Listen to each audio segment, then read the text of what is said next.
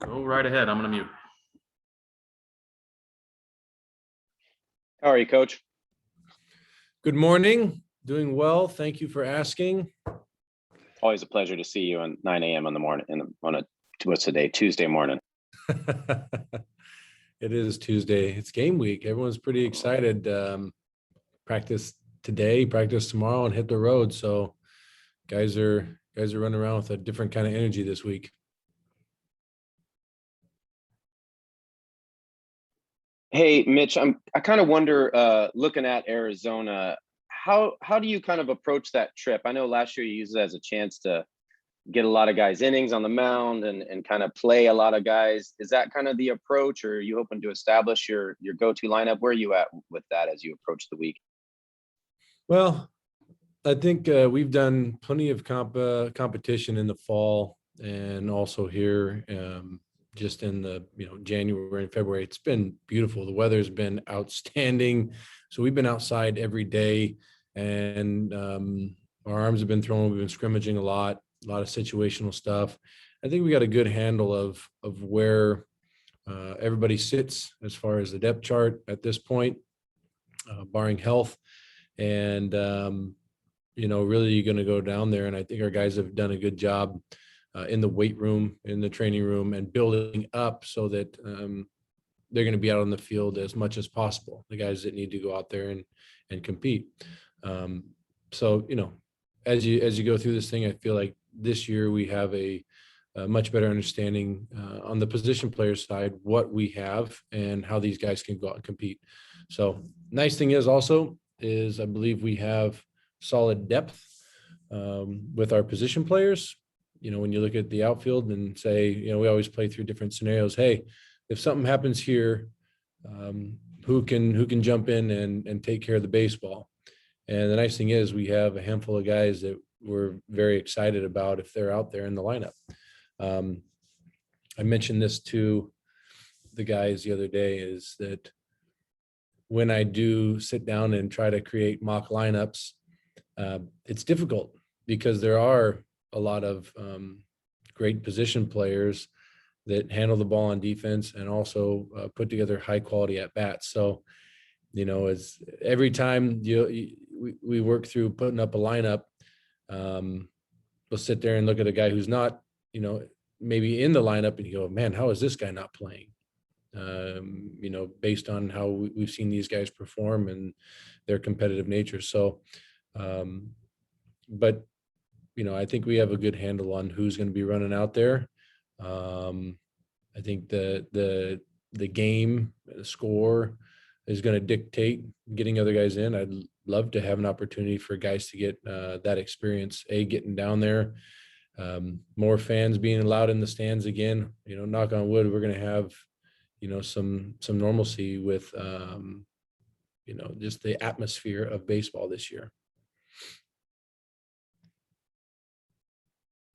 Are you keeping those position battles in your lineup kind of holding that until game day, or is there anything you can shed light on us? Because I know there's several positions that are kind of up for grabs heading into camp here.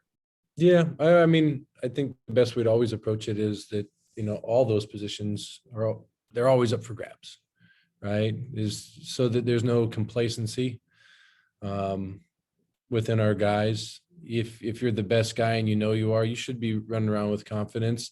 But at the same time, we talk about staying humble and staying hungry. Sometimes when you get so far out in front of everyone, you put it in cruise control, and I don't think that should ever happen.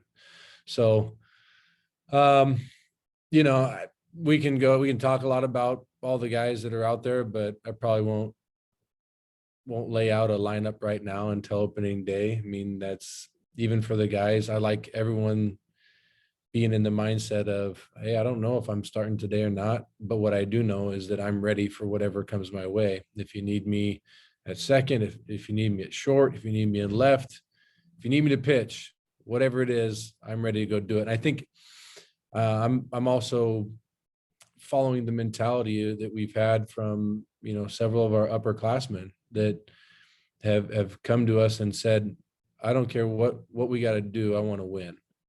Wherever you need me, I'm ready to go. And so rather than saying, hey, we even talked to some of those guys who's starting on what day or what role, and all of them say, Coach, you don't have to worry about telling me that. Just, let me know when you need me in the game and I'll be ready. And I keep hearing that from a lot of our older guys, which is, I do believe, a great piece of culture that is growing here. So all right, let's do that. Coach, outside of the wins and losses, when you go into an opening weekend like this, what kind of dictates a successful first couple of games? What are you looking to accomplish over those first few games? Obviously, finishing the game with the W, yes, is important.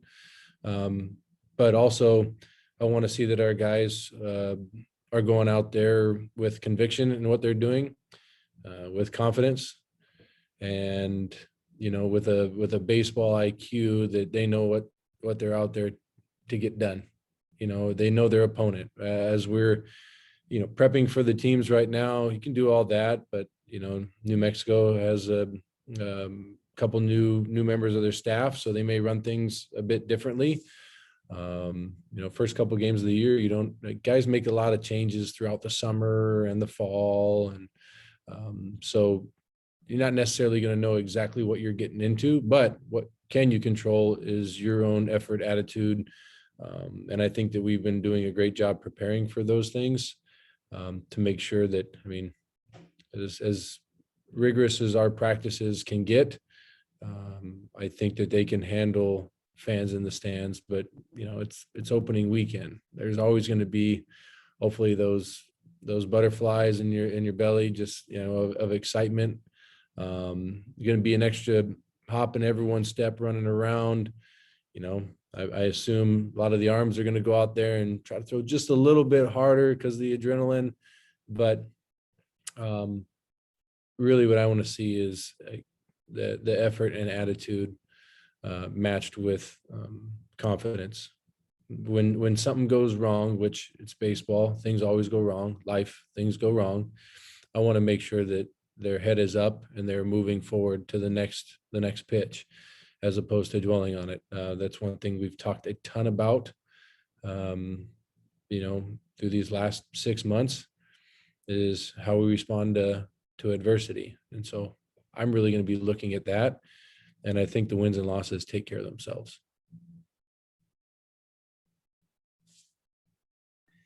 Mitch, has there been any talking about adversity? Have you lost anybody? Have you had any injuries, or do you have everybody that you expect or hope to have here? We've had a couple guys get a little banged up. I can't go into detail about necessarily who or what. That'll just play its way out. But just some minor setbacks for some guys, and we're still waiting to see how some guys are doing. But that's something you're always going to get, just unfortunate events, a guy getting a little dinged up. I'd say the vast majority of our guys are in really good shape. That's one thing, I look at their bodies as they're taking batting practice, and you're seeing baseballs, it's January, February in Corvallis. Balls aren't supposed to be jumping out of the yard or going over the scoreboard or hitting off the street. But we're seeing that happen quite frequently. Our guys have put on a lot of weight, a lot of muscle mass, a lot of like rotational power, and their bodies look good and they're looking mobile because they're putting in all the work, and we got the right resources for that. So I'd say for the most part, we're pretty fit right now.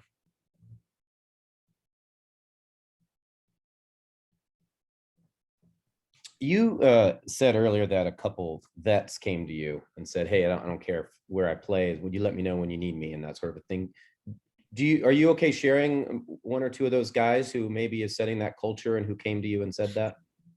Yeah. A few of those guys being Pfennigs, Jerpy, Verb, those guys.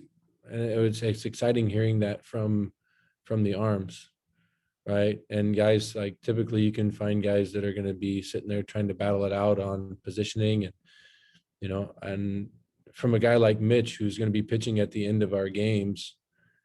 But he also is prepared to go out there and pitch if he needs to be there in the 6th or the 7th.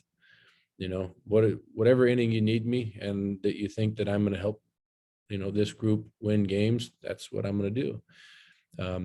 It's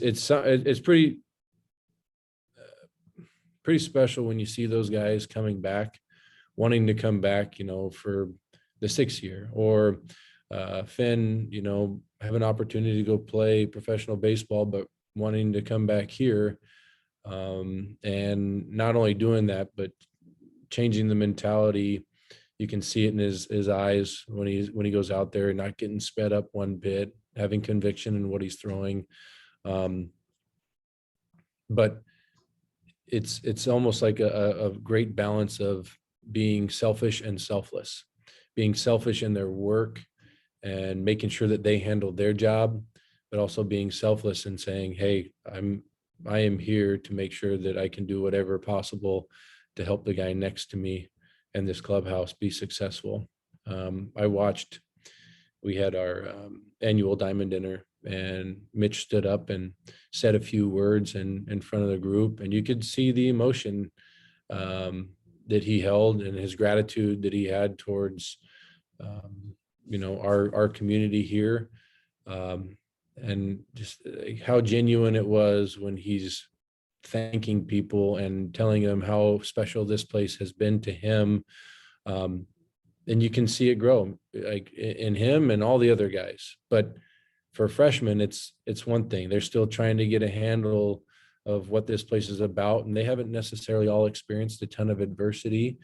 But Mitch, a guy like Mitch, or you know, Finn, all the guys that are junior, seniors, you know, they've had a couple of years under their belt of, you know, dealing with hardship of the schedule and the ups and downs of a season. Some of those guys have, you know, had to deal with the COVID scenario and losing a season, and some guys having to deal with injury and this, that, and the other. But when you see guys that have gone through a ton of hardship and they still have that heart of gold and they're still going out there to push forward, it's a pretty special deal. So I'm excited to watch him, Mitch, and all those our older guys go out and compete. But also we have exciting group of young talent as well that's going to go out there and show some pretty big tools this year.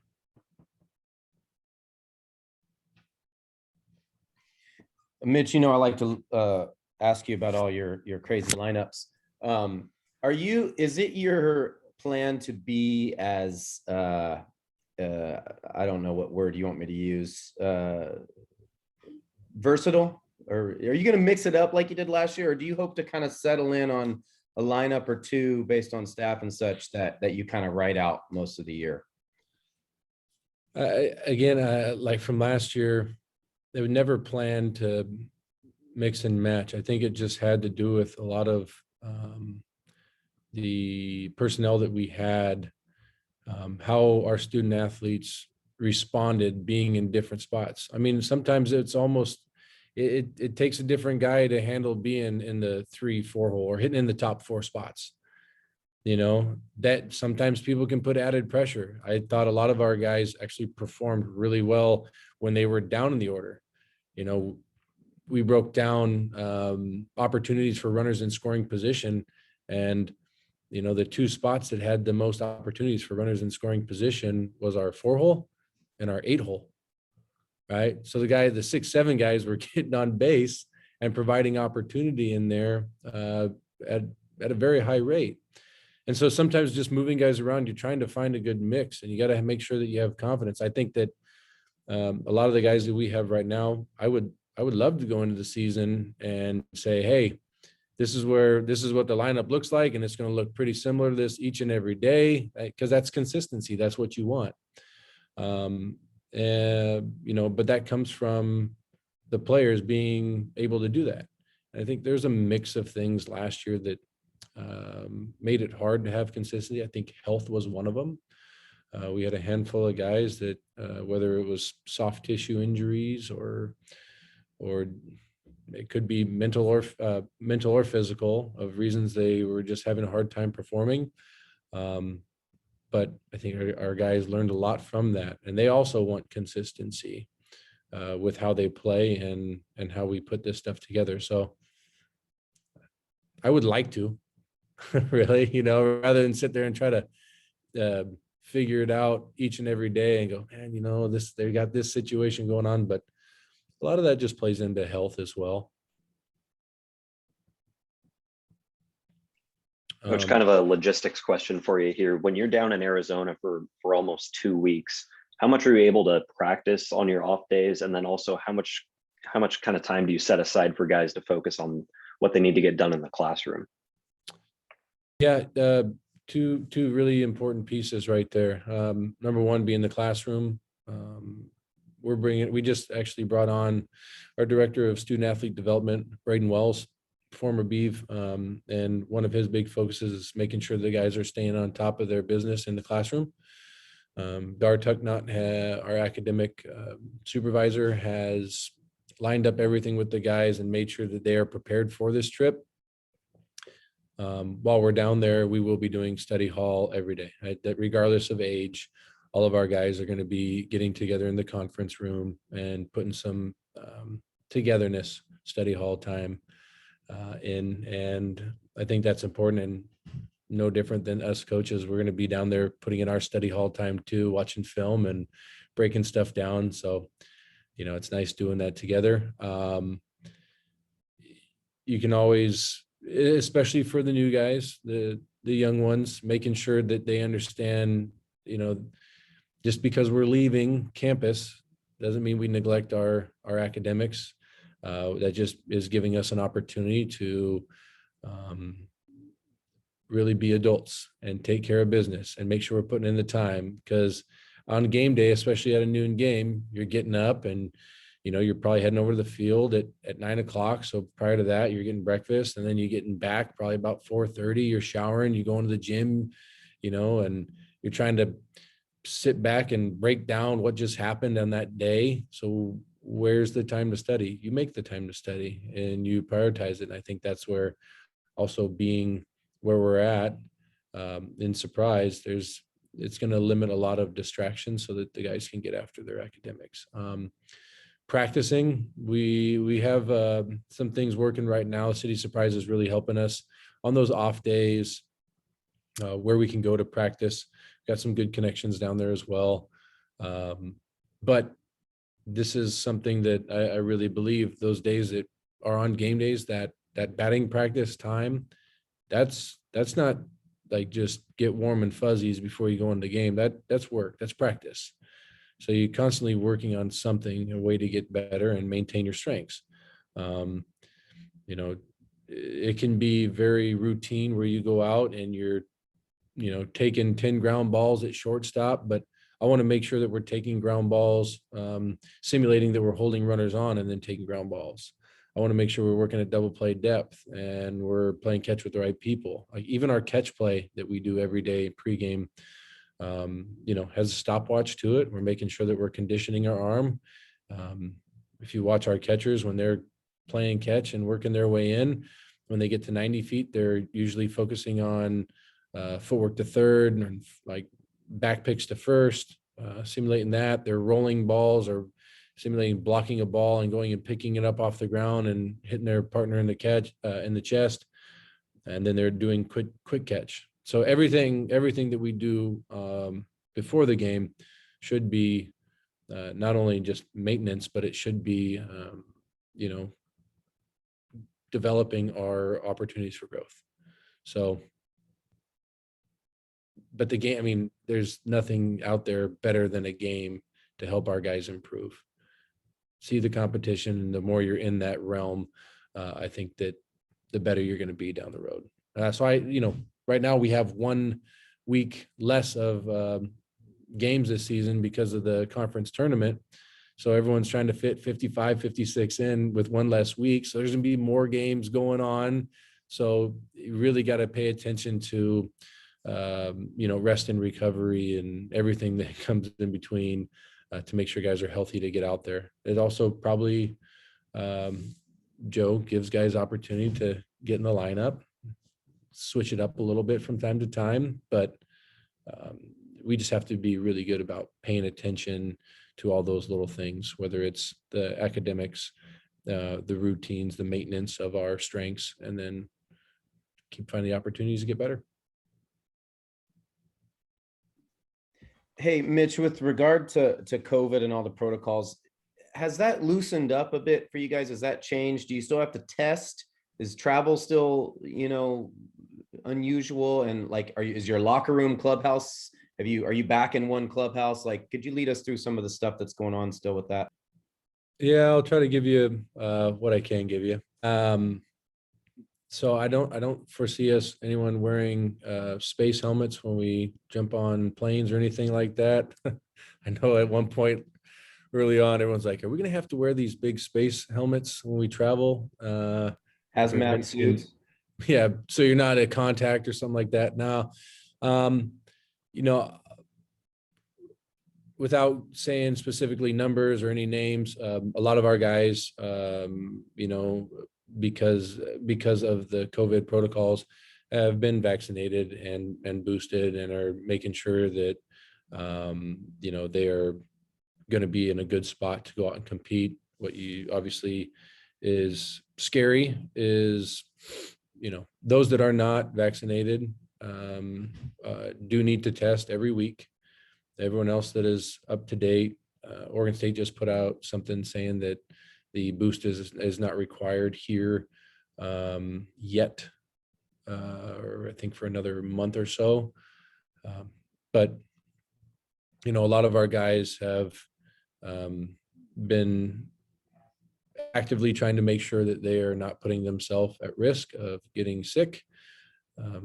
And also that goes to, our bubble. Like, yes, all of our guys are in the same clubhouse. Getting everyone in there is important for culture. And, whether or not some of our guys have already been sick or not, I think they understand how bad they want to go out and play these games. And so protecting that bubble is extremely important. I mean, really, our schedules are very busy, and it prevents us from going out and doing other things or jumping in, to other environments that might not be great for the group. So, the roster sizes moving up to 40 as well, I think allows for everyone to above the 35, those other guys to say, hey, I got to be ready and I got to be smart, because at any point in time, if someone, gets sick and has to quarantine for 5 days, I need to be ready to jump in. But I do think our guys have been doing a great job making sure that they're eliminating as many possible hiccups that they can. Okay, we'll leave one more question for Coach. I guess just kind of, big picture or just generically speaking, what do you like most about this team so far? I mean, you've talked about the chemistry, which is so important, the culture and all that, and you can go on and on about your pitching and your, so on. But what is the vibe you get from this team? What do you like most about this group so far? Just got to pick one thing. Oh, I don't think you ever just pick one. Yeah, No, I know. You know me. I can get going. I really enjoy the communication and like the genuine care that these guys have, especially from our, like I said, from our upperclassmen, the guys that are still here, the guys that myself and Dor and Gip have got a chance to really get to know over those years. Like, you see the beauty of college baseball, getting to be with some guys, for multiple years. It's different in professional baseball. Like, you might have a guy for a couple weeks, a couple months, or a year, but very rare to have someone, for that long. And so you're trying to really influence their lives for the better, teach them baseball, teach them life. And so, having built some strong relationships with these older guys. Take Greg Fuchs, for example. Greg is loved in the clubhouse, like cares about the guys, extremely selfless. Did Greg see a lot of playing time last year? No. But I've talked to him each of these last few years, and we have a very open and honest conversation about where we're at. He knows he's got really good guys around him, but Greg is hungry and he works. And every time I've ever given him some kind of constructive criticism, he's worked his butt off and gotten better. What we've been seeing him do running around the outfield. I mean, you saw what he did last year and like being prepared at the end of the season and going to play in the regionals. So like him and Dernetti and Boyd, like it warms your heart seeing those guys go out and do what they did after not having much playing time all year. And so that builds a lot of trust, and it allows for that communication to continue to happen. When you say something that they're really listening. And so I would just say I'm impressed with our older guys and how they handle things. And it's not saying that they're going to necessarily go out and be in the lineup every day. There's a lot of really good players running around, but that's not always what it's about. It's making the best version of yourself and being ready. And so I've just been impressed with guys like Fuchs, been impressed with guys like Dernetti, been impressed with guys like Boyd. I had an open and honest conversation talking with Meckler and Melton and Wheeler, 3 older guys who have been playing ball for a long time. 2 of them that have been here, and Wade's got a great story as well as far as like where he's come from and how he's like built his way up here as a Beeve. Is talking to them and keeping them in check. So I think we all appreciate honest conversations, and this group can handle them. So sometimes you have those tough combos, but they really haven't been tough because our guys are receptive. They want to learn, they want to get better, and they want to like help the collective whole. So what's the word? You could say communication, you could say togetherness, you could say just growing up. You can see a lot of these guys really growing up. I think handling the truth and then fighting to make yourself better, face it head on is really important in life development. So seeing a lot of that. Okay, everyone, I'm recording, so if you will go ahead with Jake.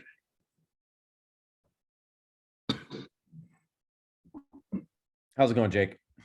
I'm good. How are you? Good, thanks. So it sounds like you had a chance to kind of go to the next phase of your career, go professional and that sort of a thing. Could you lead us through that decision and why you elected to return? Yeah, it's pretty simple. I just wanted to come back and ultimately just win. What's that? Oh, okay. I want to come back and win. The guys in the locker room are a big part of it as well. A lot of special guys in there. And with the COVID stuff that's happened in my first 3 years here and being a freshman and stuff, not pitching as much, I just wanted to come back and experience a full year at Oregon State with a full Goss Stadium and experience it all and win. So it's kind of the ultimate decision. But you had been in contact with teams that were interested in maybe signing you as a free agent or something. Yeah, there was a few, and I had an opportunity, but I just felt my best interest was to come back, and that was a decision I made. And how would you describe where you're at now heading into this season? What's different about where you're at now compared to maybe where you were at earlier in your career? I'd just say the mentality piece. I've gained more confidence on the mound, and then overall with my off-speed pitches, I've got a lot better over the past 6-7 months. So I've just been continuing to work on that, and I know those pitches will help me a lot better this year. So.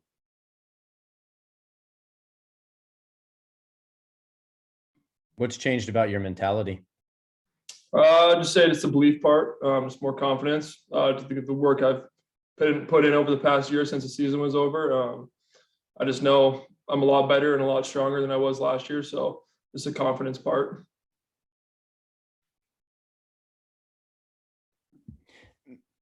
Mitch had mentioned something a couple weeks ago when we talked to him about you working on the tilt with your fastball, I believe. Could you what was he talking about? Like, what have you changed with that, and what does that mean to the Tilt, yeah. So I'm 6'7". I throw from a high arm slot, it's way downhill. So it's like a vertical approach angle. So it's coming, you'd say, out of the treetop. So my fastball is effective when it's down in the zone.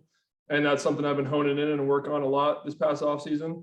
Because when it's down in the zone, it's hard for hitters to square it up just because of the angle it's coming at. So that's the tilt, you'd say, just the angle it's coming at. So going over the top and getting the ball Yeah. to just go low. Okay. Yeah.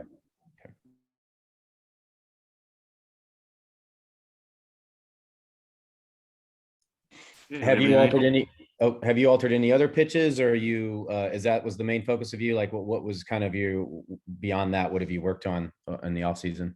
I've added a new slider, and that's gonna be a big piece to my success this year. I just had 2 off-speed pitches my past 3 years here, so adding another pitch with more depth and more horizontal movement and more speed, that's gonna be a big success. So I'm excited about that. Jake, this pitching staff obviously had a really big year last year, but with all the guys coming back and then the additions to the roster this year, what's the ceiling this year? You know, how much better can you guys be? I think Omaha will answer that. I think we left a lot of things like untold last year because we were really good, but we also didn't reach our max potential, I feel like. And so this group this year has the same amount of potential, even more. So it's kind of just if we reach that, and I know we will. So Now, is that an Omaha caliber mustache you got going on there? I don't know. You tell me. Is this an early phase mustache, or is this what we're going to get all year? I'm planning to keeping it for opening weekend, so we're just gonna let it ride. There's a few of us right now that have them, so we're just gonna let them go. I like it. What are you looking most from this team as the season starts and being in Arizona, kind of the first chance to get out and see the group against competition? What are you looking for out of this team? Just competitive mindset. We've had that the entire fall and the entire spring leading up to this far. We're just ready to get after someone else. We're a very hungry group, humble group. We work our butts off, so we're very excited to get out there and do it against someone else. We keep hearing about the new strength coach and all that, and it sounds like perhaps you've added bulk or strength and redefined some of your body. Is that so? What have you changed, and has that affected your velo at all? It definitely helped me maintain it. I feel stronger. I haven't gained any weight, but my mobility and like my quick twitch muscles have gotten a lot better. And Mike, he's got all of our bodies feeling really good. We run more, we're in better shape. So yeah, he's been good so far. Okay, we have any more questions for Jake?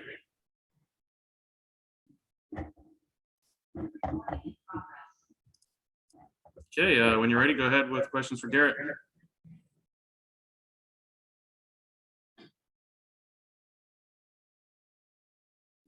How's it going, man?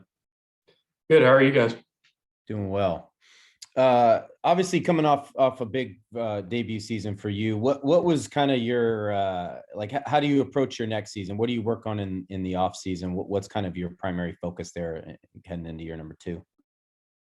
For me, it was just trying to stay as healthy as possible, keeping my body as strong as possible. So all off season and this fall and this winter, really working hard to get stronger, stay healthier, feel better. So my body feels better longer into the season. And on the field wise, just working on things that I found holes in my ability last year, working on those small things and just being better for this upcoming season. Do you have a couple examples of some of those small things that you worked through? This summer and this fall, I really worked on hitting the inside pitch. I've always been really confident with the ball out over the plate, and this past year they really tried to bust me inside. So I've just been working on that and being better and more prepared to spin on that inside pitch. You said you kind of worked on staying strong all season and changing. Did you get worn down a little last year? Is that part of the reason, or is it just looking ahead? Mostly looking ahead. It's a grueling season, of course. It's nothing like the major leagues where we're playing 162, but just trying to keep my body in the best shape as possible throughout the season. So I feel like I have more energy at the end of the season.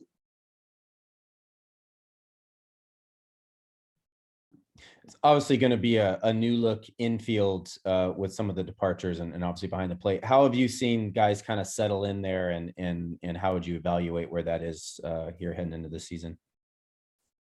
Yeah, our infield is definitely going to be completely different all the way around. We got a lot of young guys that have a huge possibility of filling those roles.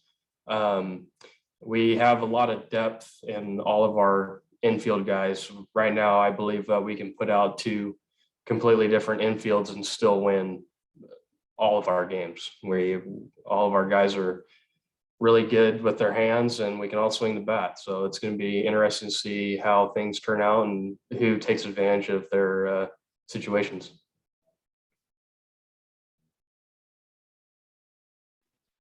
You mentioned the young guys. I know that Travis has kind of caught some eyes in practice so far, but who else has kind of stood out to you that might be new to this team? Travis is obviously one of the best Toolsy players I've ever seen in my life. And Jabin Trosky, I believe, is one of our best infielders fielding wise. I think he's got some room to grow hitting wise, but also he takes some of the best competitive at bats I've seen out of a freshman. I think Kyle Dernetti, he's not a young guy, but I think that he's going to have a chance to fill a big role this year. Paul Myro is a redshirt freshman, and I think he also has a chance to play. So it's just going to be who can hit and who's going to be able to field every ground ball. Did you say Travis is the best Toolsy player? Yes, he's like 5-tool. The 5-tool player. Yeah, if you watch him stretch, he's one of the most, he has zero mobility, but he can fly, he hits, he fields it, he throws it. It's kind of funny when we're all stretching down the line, he can barely get into a squat position, but he's still one of the fastest guys on our team. What is, lead me through something he's done this spring where you've just been like, or not spring, during camp, where your jaw drops, or it's been stunning? It's almost every day with doing our scrimmages.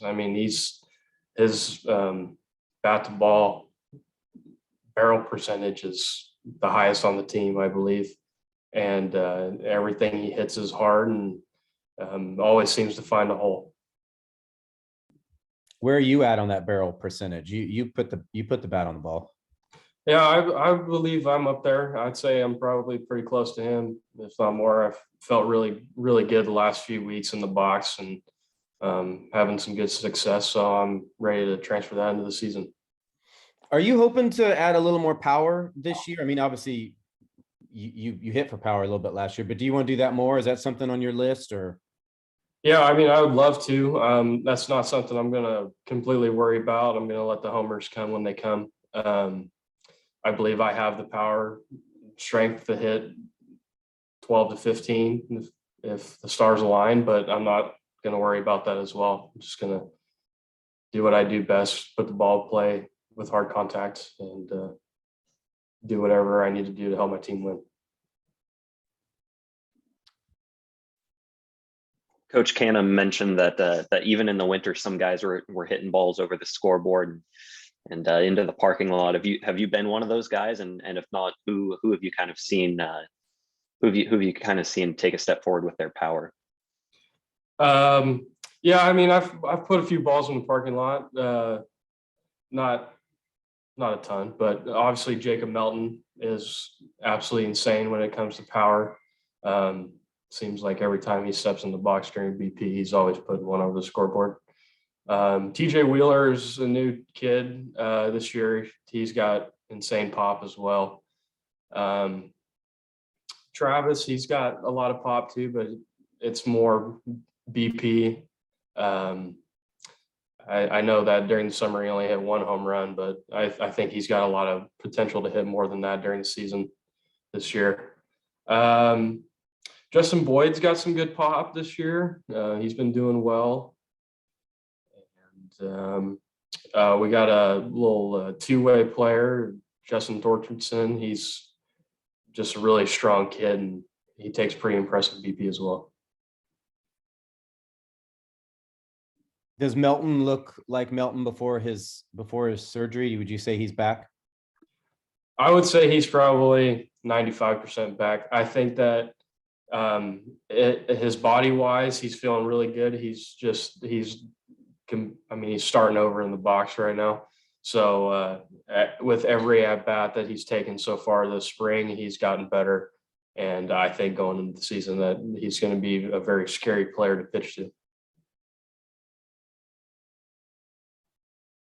You talked about, you think that you guys can roll out two different lineups and beat, win every game.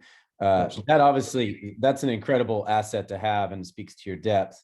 One also might say that it has the potential to lead to problems, guys feeling like they should play or, and not get enough opportunities, but it sounds like that's not an issue because of maybe your guys' chemistry or whatever.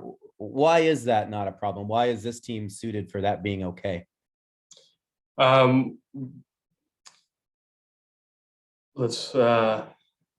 think that our team, our bond already is really tight. And I know a lot of the kids are really pushing hard to try and earn that spot, but we're all pulling for each other. And we all know that we're all going to have a special role on this team, whether it's being a backup or starting a game. I know Mitch likes to roll guys in late in the game for better situations. So everyone knows that even if they start the game on the bench, they have a chance to roll into the game later in the game. So I know last year there's a few guys that really wanted to play, and they talked to coach about it, but Darwin Barney's done a great job with us. Showing us that we each have a role no matter what the situation. So I think we all are in the same mindset and all are ready to get going with the season.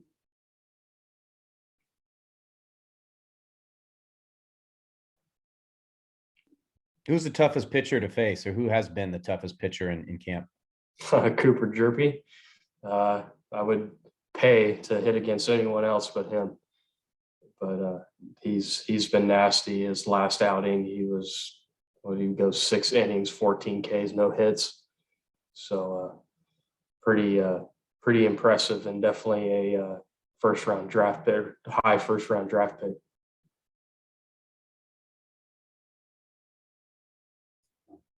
Okay, anything else for Garrett? All right, Garrett, appreciate your time. Thanks, Garrett. Hey, guys. Okay, last but not least, Mitchell Verburg, when you guys are ready, go right ahead. How's it going, Mitch? Great. How are you guys? Doing well, thank you. Well, when you look back to last year at this time, kind of coming off the rehab and all that stuff, how farther along, where are you at right now compared to last year and all of that stuff? Like, how are you feeling physically? It's funny you say that because I was talking to Dora about that literally yesterday. I just feel like I'm a marathon ahead of where I was last year. I was so worried last year about just my health, and right now I'm in such a good spot mentally and physically. I'm super happy about it. So yeah. I guess not having that concern, it just is like liberating. I guess, how would you describe, how that affects everything? Totally. It's just a huge relief. Exactly like you said, it's very liberating. Just the anxiety, surgery is really hard to go through, and just the confidence piece is hard to get back. And I finally feel like myself again. Last year, this time, I really didn't feel like myself, especially mentally. I was just struggling to get through the process of surgery, and now I feel like I'm over it, and I feel great. And coach had kind of said that you were one of the guys who approached him and said, "Hey, it doesn't matter what my role is, or you use me as you need to use me." But it also sounds like you're the de facto closer right now. How are you approaching that role, and what makes you suited for that? That's exactly what I said to Canham. I really don't care when I pitch. When he needs to give me the ball, give me the ball. Whether that's a closing role, whether that's a mid-relief goal role, whether that's get one guy a weekend. So, I think that's what the approach of all of our pitching staff is. And that's the only approach you really can have. Roles they're important, but at the same time, it's pitching, just getting outs. And that's really all it is.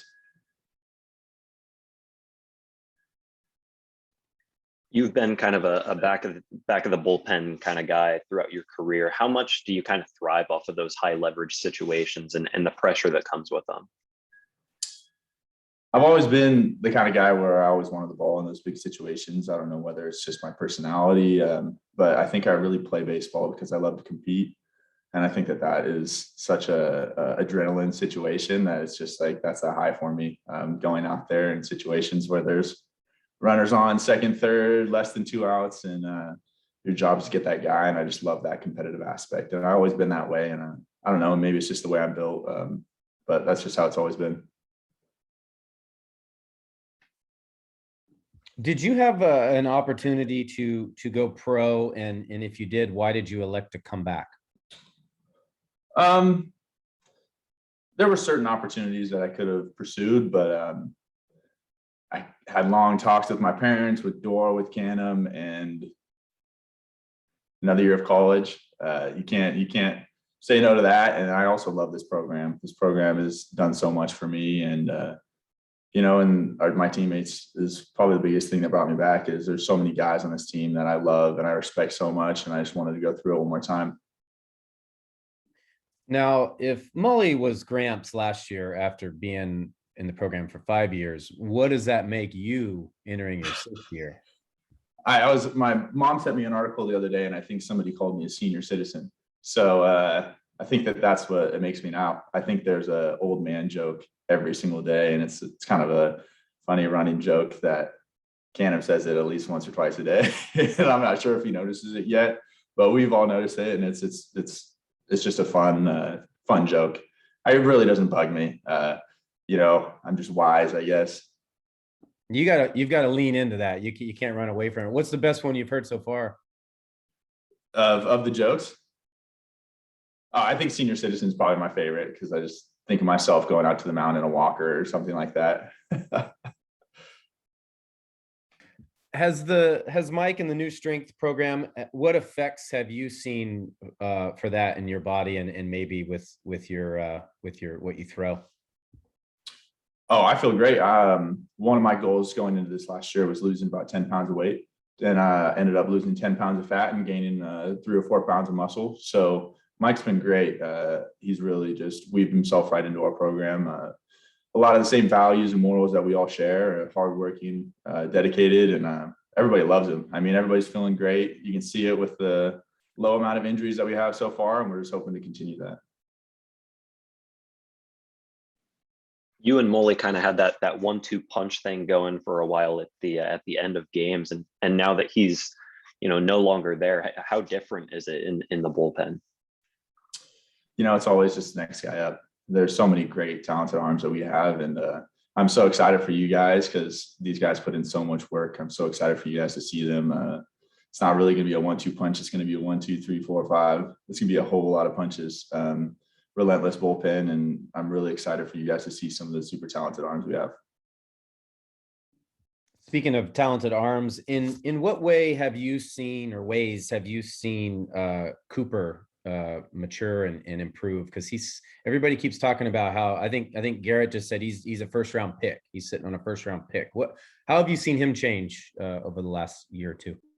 It's funny because I see Coop as that little freshman that came in, and he was my roommate when I was a senior. And, I'm so happy for him, the way that he has matured so much. And he's always been such a mature guy. He really just handles his business. And you can see it with the way he's throwing now. He's just so confident. He knows that he's put in every bit of work. And, you know, he really has put in that work, and I'm so excited, just like all the other arms, that he's gonna be a really, really, really good guy for us this year. Now, how do you get stuck with a rookie as a roommate? What did you do?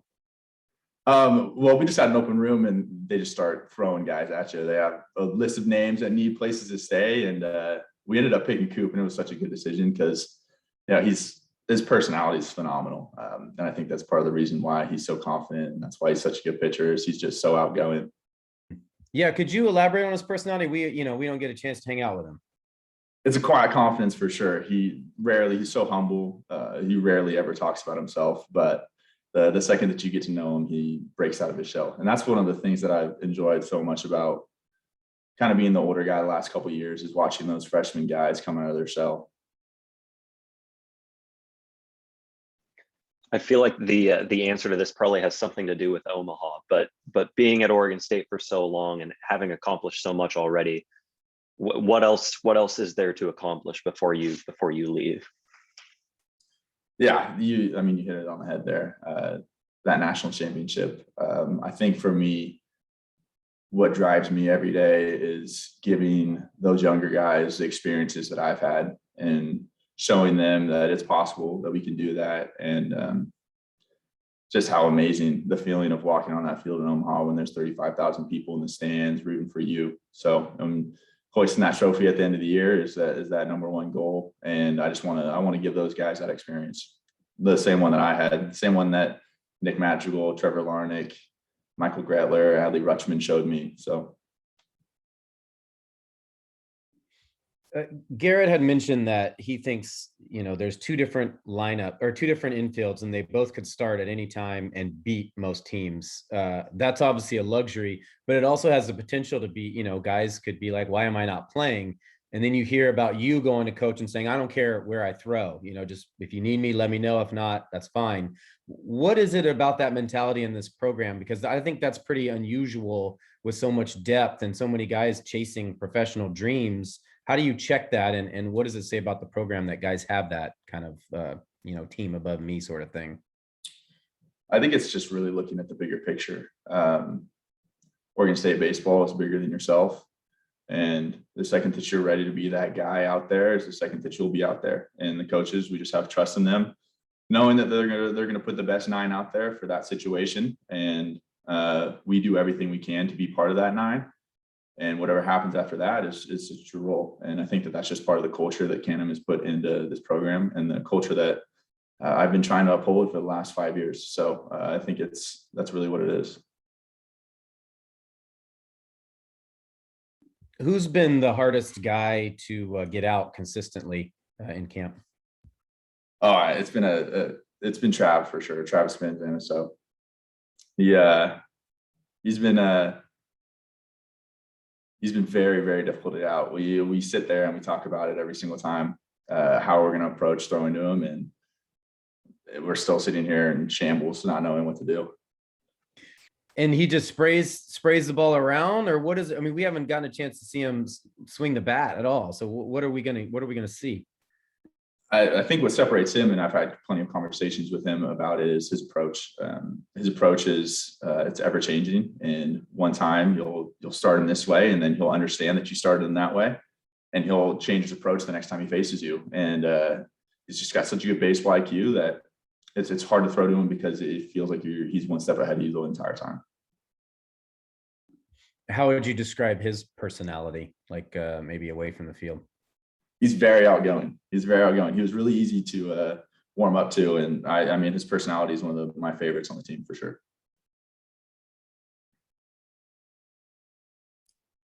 Okay, anything else for Mitchell? Sweet. Thanks, everyone. Thanks, Mitch. Thanks, man. Thank you, Essex. Yo, I love your hat. Thanks, Mitch.